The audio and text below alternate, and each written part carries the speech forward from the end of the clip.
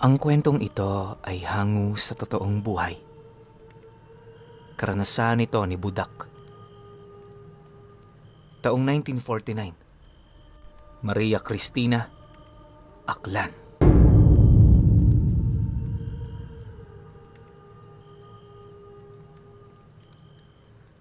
Matatagpuan ang baryo ng Maria Cristina sa tabi ng ilog ng Madalag. Malawak ang ilog na yon na halos binubuo ng malalaking tipak ng puting bato. Tahanan din yun ng iba't ibang uri ng hayop, kagaya ng mga hipon, igat, at alimango. Sa mga taong ito, ayon kay Budak, bibihira pa lamang ang mga bahay-bahay sa lugar na yon. Halos milya-milya rin ang pagitan ng bawat tahanan, kaya na may kahit maghapon kang tumambay sa gilid ng daan, bilang lamang sa iyong mga daliri ang makikita mong mga taong daraan sa iyong harapan. Dagdag pa ni Budak na napakahirap ng pamumuhay nila sa lugar na yon. Halos lahat ng kanilang pangangailangan, salat sila. Ultimo asin, dadayo pa sila sa karatig baryo para bumili. Minsan na lang din sila kung makakain ng kanin dahil wala naman silang sapat na salapi para bumili nito. Ang nakasanayang kainin noon nila Budak ay yung dinurog na mais na hiningi lamang ng mga magulang niya tuwing gumagapas. Mas mura yun kumpara sa bigas, kaya na may ito ang nagsisilbing rasyon ng mga taong nakiisa sa pag-aani. Kalakip din ito ay ang kakarampot na salapi na pambawi sa kanilang mga pagod at araw na ginugol sa pagtatrabaho. Sa loob ng halos ilang taon nila doong pananatili, natutunan na ni Budak ang mga pamamaraan ng kanyang mga magulang para kumita. Pagtungtong niya noon ng 17 anyos, araw-araw na siyang pumupunta sa mga karatig baryo para dumiskarte ng pera. Alam niya kasing umaasa rin yun sa kanya, kaya na may para mapuna ng ekspektasyon ng mga magulang niya, lahat ng trabaho ginagawa niya. Dahil dito, may mga pagkakataong hindi na siya nakakauwi sa kanila, dala ng matinding pagod. Pagkakargador kasi noon ng mga kopra ng nyog ang napasukan niya, kaya na may sa 8 oras niyang pagtatrabaho, kayod kalabaw talaga. Pagtatapat pa ni Budak na sa mga panahong yon bibihira lang sa mga trabahante ang magpahinga. Halimbawa, papasok ka ng alas 6 ng umaga, tanghalian lang ang pahinga mo nun. Kapag nahuli ka rin ng ilang minuto, palo ng latigo ang aabutin mo. Nataon kasi noong isang mayamang Kastila ang napasukan niya, kaya napakalupit nito sa mga nagtatrabaho dito. Gayunpaman, maayos naman ang pasweldo, kaya kahit pinapahirapan sila, wala silang pakialam doon, basta kumita lang ng malaki.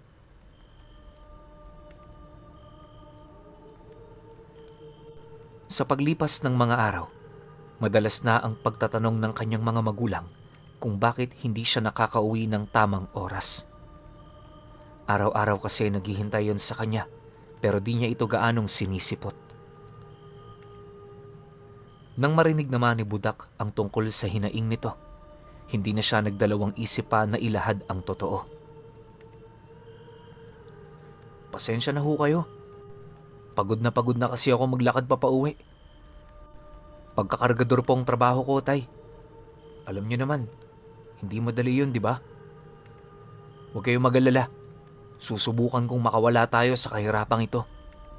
Kapag may sapat na ho tayong pera, lilipat tayo sa bayan kung saan ako magtatrabaho.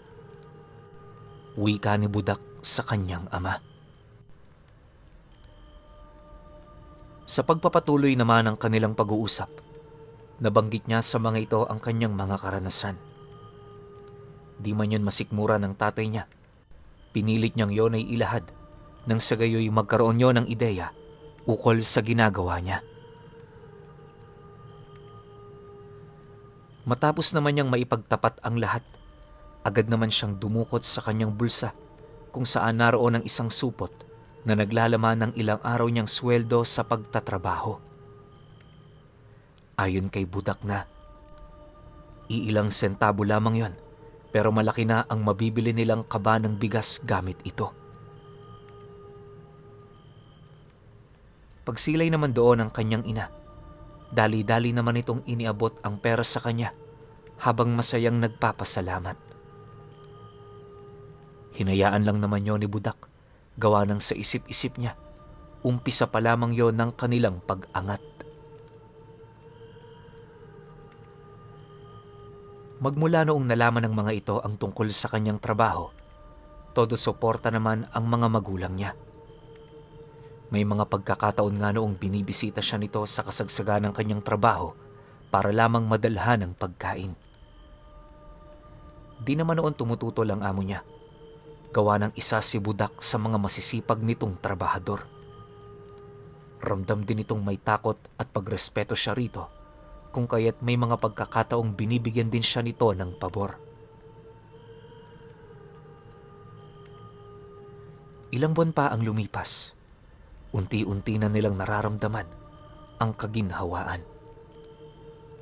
Patay na patay man sa trabaho ang katawan ni Budak, hindi na yun mahalaga, basta ba'y nakikita niyang masaya yung mga magulang niya.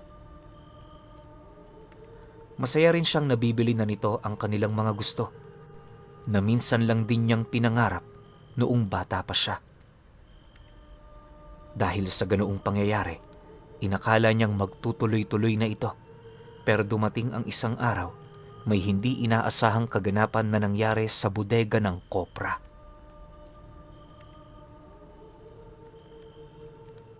Papasok pa lamang noon si Budak nang masipat niya ang mga kalalakihang nagtatalo-talo sa lugar na yon.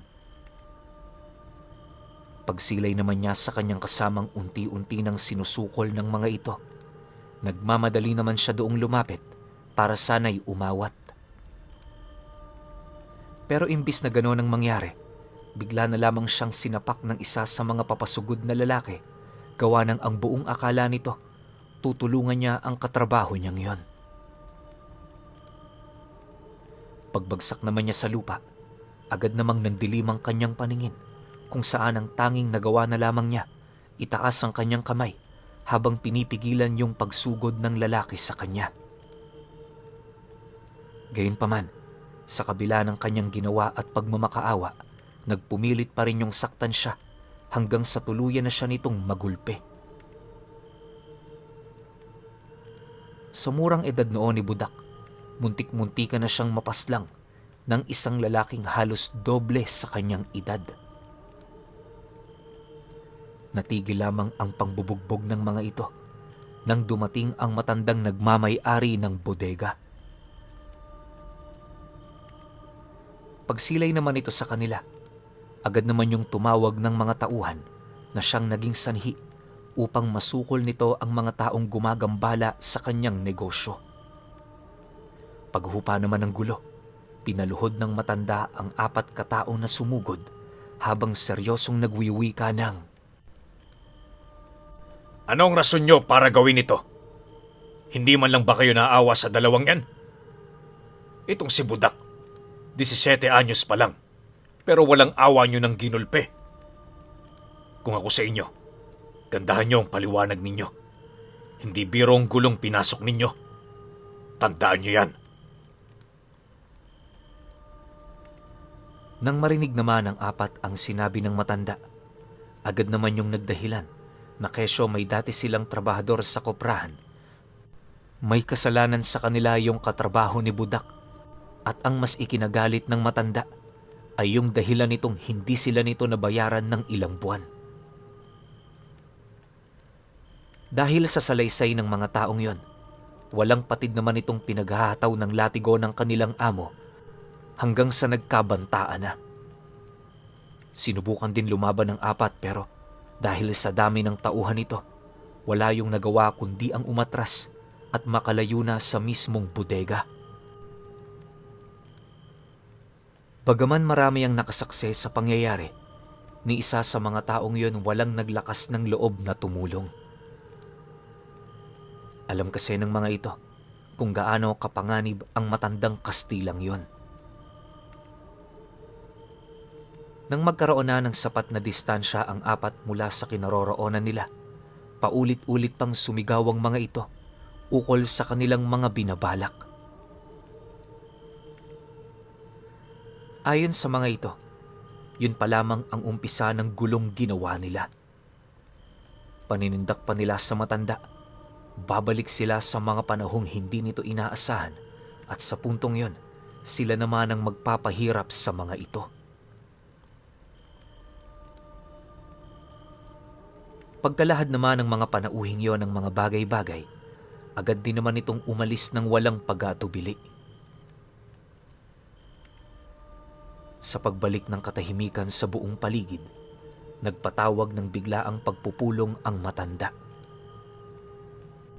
Isinama sila nito sa pulong na yon, gawa ng sila ang pinag-ugatan ng gulo.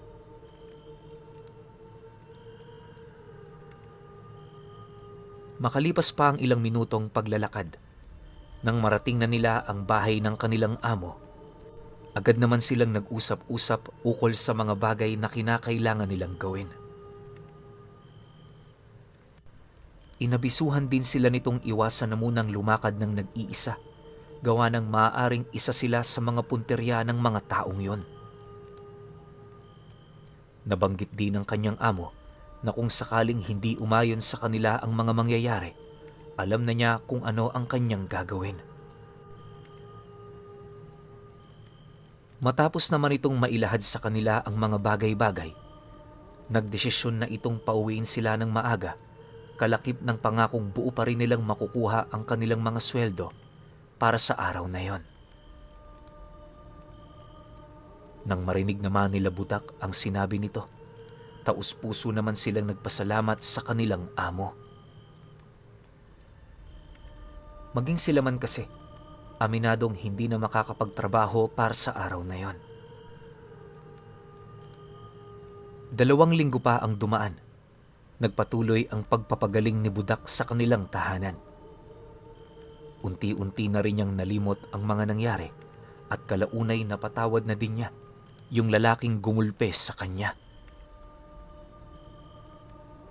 Iniiwasan niya kasing magtanim ng sama ng loob sa kapwa, lalo pat alam niya sa kanyang sarili na isa yon sa mabibigat na parusang maaaring magawa niya habang siya ay nabubuhay.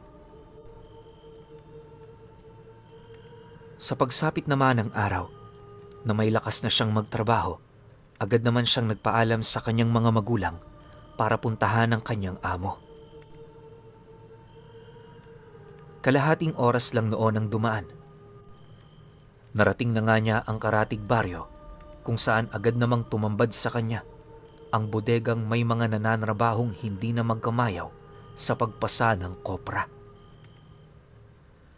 Pagsilay naman niya sa mga ito, direkta naman siyang pumunta sa kinaroroonan ng amo niya para magpaalam.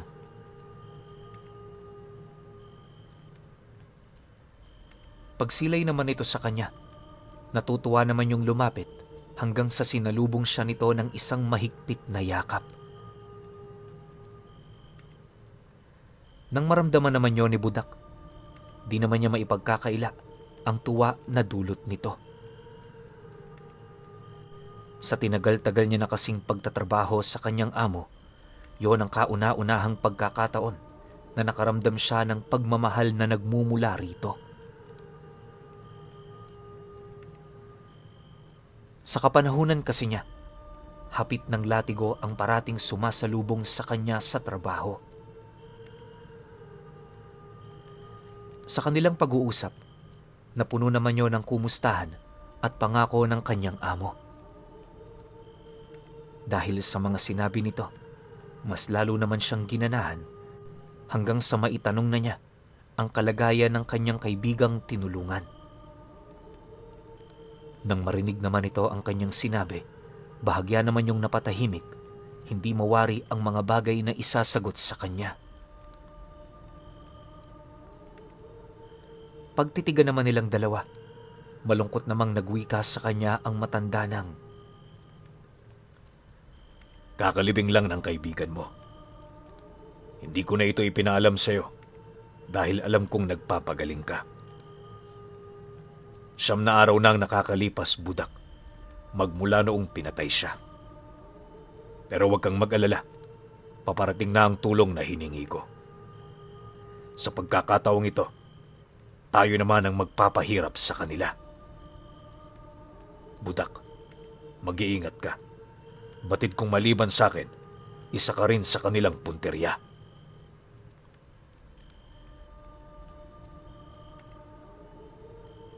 Pagkalahad naman ng matanda sa mga katagang yan, tanging panlulumo at takot naman ang kanyang naramdaman.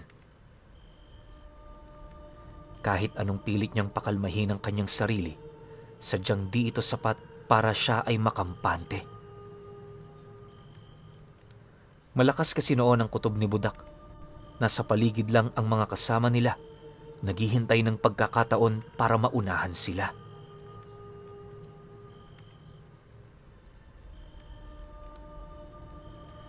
Sa pagpapatuloy ng kanilang pag-uusap, nabanggit sa kanya ng matanda na hindi mga pangkaraniwang mersenaryo ang binayaran nito para gumawa ng ganoong trabaho. Dagdag pa nito na pinamumunuan ni Kamandro ang grupong yon na isa sa pinakamalulupit na bayarang mamamatay tao sa kanilang lugar. Marami ang nagsasabing may mga dimen at paong mutya sa katawan yon. Pero naniniwala ang amo niya, hindi yon totoo. Pagtatapat pa nito sa kanya na aswang ang mga mersenaryong yon at pumapatay lamang ito para sa kanilang pagkain at salapi. Malaki rin ang bayad sa trabaho nito, kaya na may itinaya talaga doon ang kalahating yaman ng amo niya. Wala naman kasi itong pagpipilian, gawa ng ang namamagitan sa kanyang pasya ay yung buhay at kamatayan. Mariin din itong ipinaalala na hanggat maaari wala siyang pagsasabihan ukol sa detalyeng yon. Hanggat hindi pa ito nagaganap, dapat manatili itong sikreto nang sa gayoy maging matagumpay ito.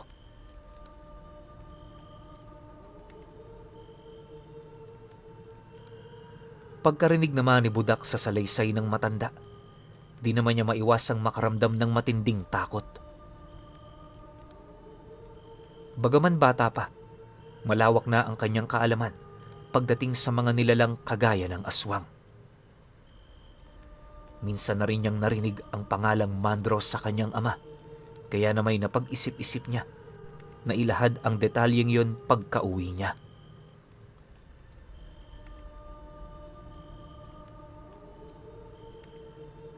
Kinahapunan, matapos naman ang kanilang trabaho, nagmamadali namang naglakad pa uwi itong si Budak. Sumabay siya noon sa mga mangangabayo at magsasaka para naman kahit papaano makaramdam siya ng kaligtasan para sa sarili niya. Bago pa man sumapit noon ang 6:00 ng hapon, narating na nga niya ang kanilang pamamahay. Pagsilay naman niya sa kanyang ama, agad naman niya itong tinawag para ilahad ang tungkol sa mga nalaman niya. Siguradong sigurado kasi siya, may alam ito sa taong nagngangalang Kamandro.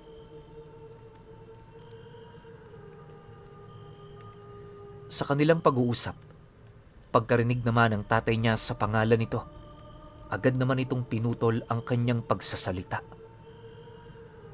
Imbis na siya dapat ang magkwento, ang nangyari noon, naging tagapakinig siya ng kanyang ama ukol sa kwento nito.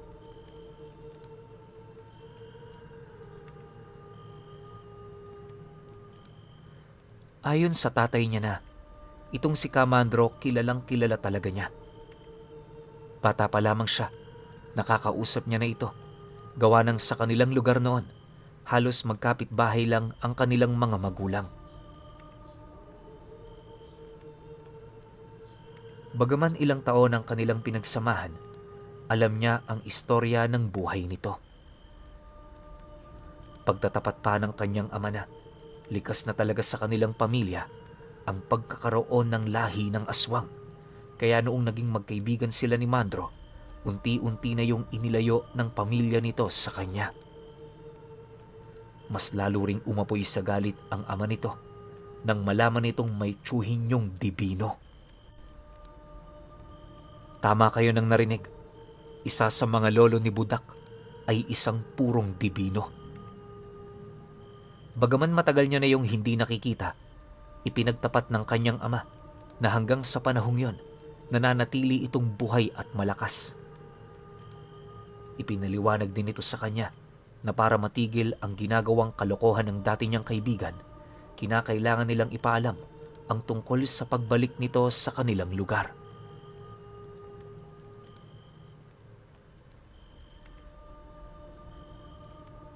Matapos naman nilang mag-usap, kahit gabi na, inabisuhan siya nitong sumama patungo sa liblib na parte ng isang gubat. Bitbit ang dalawang sulo. Tahimik nilang tinahak ang daan hanggang sa mapansinan nila ang mabilis na paglalim ng gabi. Bagaman nababahala na noon si Budak, pinili pa rin niyang sumunod hanggang sa kalaunay na sipat na nila ang isang bahay na nakaluklok sa tabi ng isang malaking tipak ng bato. Sa labas nito, may nasipat silang isang matandang lalaki na nakaupo at kumakain ng karne sa harapan ng isang malaking siga. Kahit nag-iisa lang yun sa buhay, ramdam na ramdam niya ang kawalan nito ng takot sa katawan.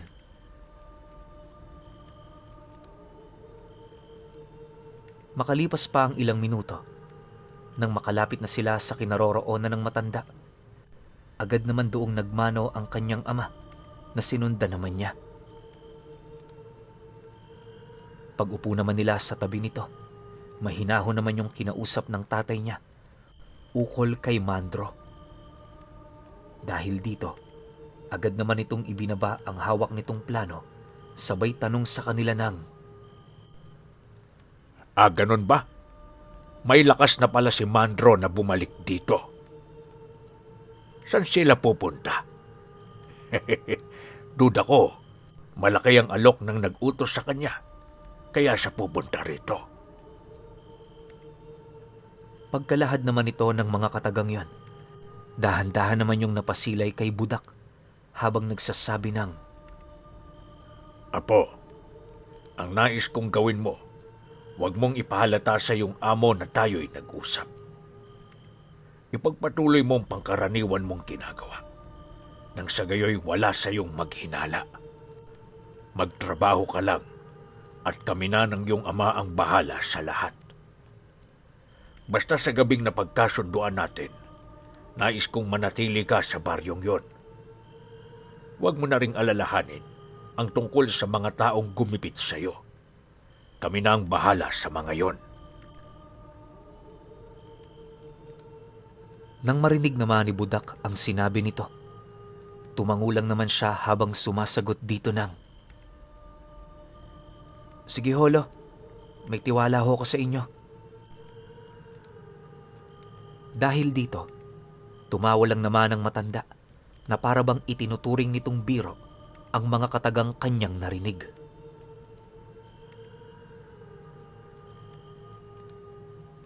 Matapos naman nilang mag-usap, agad namang nagpaalam ang kanyang ama nang sa gayoy makauwi na sila.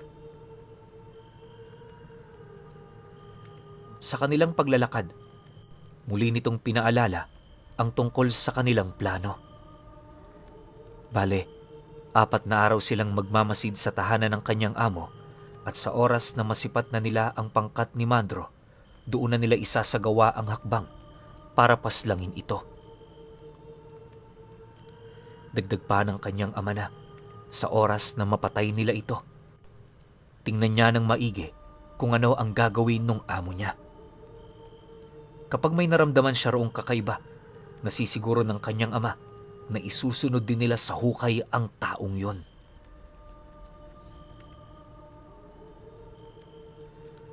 Matapos naman itong mailahad ang mga bagay-bagay, sakto naman ang kanilang pagdating sa tahanan. Sa paglipas pa ng mga araw, nagpatuloy naman ang trabaho ni Mando na parabang wala yung kaalam-alam sa mga bagay na gagawin ng kanyang ama at lolo. Pagdating naman ng ika-4 na araw, habang nagtatrabaho sila sa bodega, dumating ang amo nila kasama ang grupo ng mga kalalakihan na bagong-bago sa kanyang paningin. Ayon kay Budak, habang pinagmamasdan niya ang mga ito, halos panay naman ang kanyang pag-amoy sa nakakasulasok na baho. Matapos namang magbigay ng salita ang kanyang amo ukol sa bago nitong trabahador, inabisuhan naman siya nitong wag na munang umuwi sa araw na yon. Nabanggit kasi nung amo niya na may mga bagay itong gustong ipakita sa kanya. Nang marinig naman ni Budak ang sinabi nito, kagaya ng inaasahan, wala naman siyang ibang ginawa kundi ang sumang-ayon sa nais nitong mangyari. Sa pagsapit naman ng gabi, dinala siya nito sa pinakadulong parte ng lupain nito, kung saan doon bumungad sa kanya ang 4 na kataong pumatay sa kaibigan niya. Ngayong gabi ang oras ng ating paghihigante. Kaya kita isinama rito ay dahil sa kagustuhan kong mapawi ang galit mo. Panahon na, Budak, para makita mong magdusa ang mga panauhing ito. Wika nung amo niya. Pagkalahad naman ito ng mga katagang yon, mabilis namang sinunggaban nila Kamandro ang mga biktima. Subalit bago pa man nila yon malapitan, nagpakita sa kanilang harapan ang ama ni Budak kasama ang lolo nito. Armado yon ng matatalas na tabak at sa estado nito nasisiguro niyang pumunta yon sa lugar na yon para makipagpatayan. Pagsilay naman ni Kamandro sa 2 taong nasa harapan nila, agad naman yung nakaramdam ng matinding galit at pagkasindak. Kahit ilang taon na niyang hindi nasisilayan ang matandang yon, ni minsan hindi naalis sa kanyang memorya ang mismong mukha nito. Dahil kasi sa lolo niya, hindi na nito nakapiling pa ng matagal ang mga magulang niya. Walang sabi-sabi, bigla naman yung umatungal ng napakalakas at kasabay nito ang pagsigaw nito sa matandang dibino ng, Agustin! Sa wakas nagpakita ka na.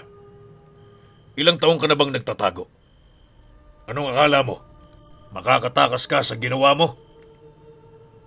Ito na ang takdang oras para pagbayaran mo ang mga kasalanan mo.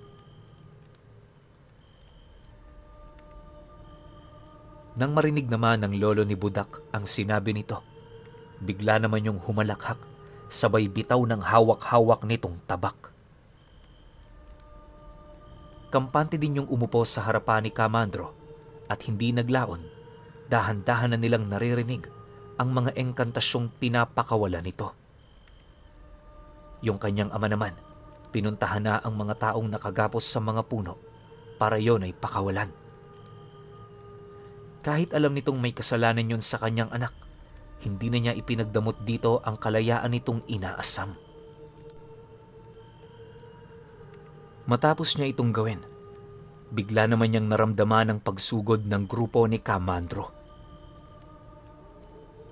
Nang mapansin naman niyo ng grupo ng matanda, dahan-dahan naman itong ipinagdikit ang 2 niyang palad na siyang naging sanhi upang lumitaw sa kanyang tabi ang 2 nilalang na may 3 muka, 6 na kamay at 4 na paa. Armado rin yun ng mga espada at mula talampakan hanggang ulo, balot na balot yun ng ginintoang mga baluti. Pagsilay naman ng mga nilalang na yon sa mga papasugod na aswang, buong puwersa naman nila itong sinugod na siyang naging sanhi upang lumaganap sa buong kalupaan ang sigaw ng mga nilalang. Bagaman nasa espiritual yung wangis, hindi may pagkakaila ni Kamandro ang lakas ng mga ito. Ramdam din niya ang talim ng mga tanga nitong espada na halos wala silang kakayahan para yon ay salagi ng harapan. Ang mas ikinatakot pa nila sa lahat ay nung umusli sa likod nito ang mga galamay na animoy gawa sa ugat ng puno. Dahil sa pangyayaring yon, hirap naman doong lumapit ang mga gabunan hanggang sa pagtagal. Tanging panghihina at pagkasindak na lamang ang naramdaman nila buhat sa paulit-ulit na pag-ilag mula sa pag-atake ng mga ito. Nagamit na rin ng mga nilalang na yon ang lahat ng kanilang mga alas, pero sa kasamaang palad, wala doong umubra. Ilang minuto pa ang lumipas, lahat ng mga gabunang kasama ni Kamandro nahuli na ng dalawang tinawag na nilalang ng Dibino. Dahil dito, dahan-dahan namang tumayo ang lolo ni Budak, sabay silay sa mismong kinaroroonan nito. Walang kwenta ang iyong paghihigante kung wala kang lakas para gawin ito. Kagaya ka rin ng mga magulang mo. Puro salita. Kulang naman sa gawa. Wika ng lolo niya kay Kamandro. Matapos naman itong mailahad ang mga katagang yon, bigla naman yung pumadyak sa lupa na siyang naging sanhi upang magkaroon ng kumunoy sa kinatatayuan ng gabunan. Pagramdam naman ni Kamandro na unti-unti na siya nitong nilalamon, nagpumilit naman siyang umalis sa lugar na yon, pero hindi niya na yun nagawa sa kadahilanang sa ilalim ng kumunoy may mga kamay na nagtutulong-tulong para hilahin siya. Halos segundo lang noon ang naging pagitan nang tuluyan na itong lamunin ng mismong lupa. Sa pagkamatay naman ni Kamandro, agad namang nilapitan ng matanda ang kanyang amo. Pinakiramdaman niya yon ng maigi, at nung mapansin niya ang kadilimang bumabalot sa kaluluwa nito, hindi niya na yon pinag-isipang patayin. Inalis na rin niya ang lahat ng memorya ng mga tauhan nito bago yun palayain. Matapos ang pangyayari, doon pa lamang nagkaroon ng seryosong pag-uusap ang panig ng kalalakihang pumatay sa katrabaho niya at sa kanilang mag-anak. Ayon kay Budak na, kaya pala nito ginawa ang mga bagay na yon ay dahil sa marami ng pagkakasala yung katrabaho niya sa mga ito. Mariin din itong inilahad. Wala silang nararamdamang galit kay Budak, gawa ng unang-una hindi naman yung nakisali para pagtulungan sila.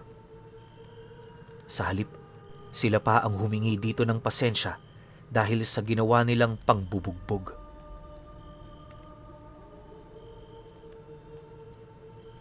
Matapos naman itong maklaro ang lahat, pinalis nila ang mga taong yon na walang nararamdamang sama ng loob.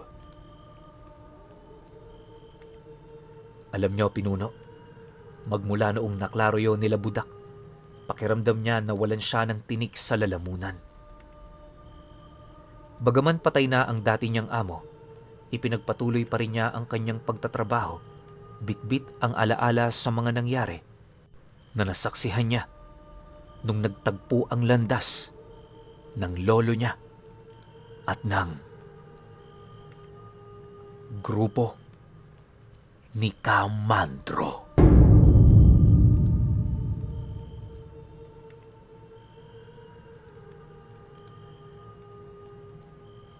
Okay, opinion ko sa kwento. Ganda ng kwento na to, no? Kaso, meron siyang history, no? May dahilan kung bakit nagtatalo yung magkabilang panig, kung bakit hinahunting ng lolo ni Budak tong si Kamandro. Kasi pansinin ninyo, yung sinabi sa last line ng lolo ni Budak, parehas ka rin ng mga magulang mo. 'Di ba? Doon pa lang alam mo nang merong nangyari sa pagitan nitong dalawang magkaibang panig na to. Ang sayang lang, no, kasi hindi na ikwento yun Siguro mas maganda kung nakwento yun, no, kung bakit din nagtago si Kamandro. Kasi parang takot talaga to. Sino ba namang di matatakot, di ba? Alam naman nating Dibino yung lolo ni Budak, sobrang lakas nito. 'Di ba? Yun lang, medyo nanghihinayang ako sa kwento na yun kasi maganda talaga sana kung meron tayong background muna tapos biglang pasok tong kwento na to eh. Kaso, isa lang incident sa akin eh. Pero ako, goods na ako rito kasi napabuti naman yung buhay ni Budak. Pero syempre, kayo pa rin. Kung may opinion kayo sa kwentong ito, comment nyo lang sa baba. Yun lang. Hanggang sa susunod na kwento. Salamat.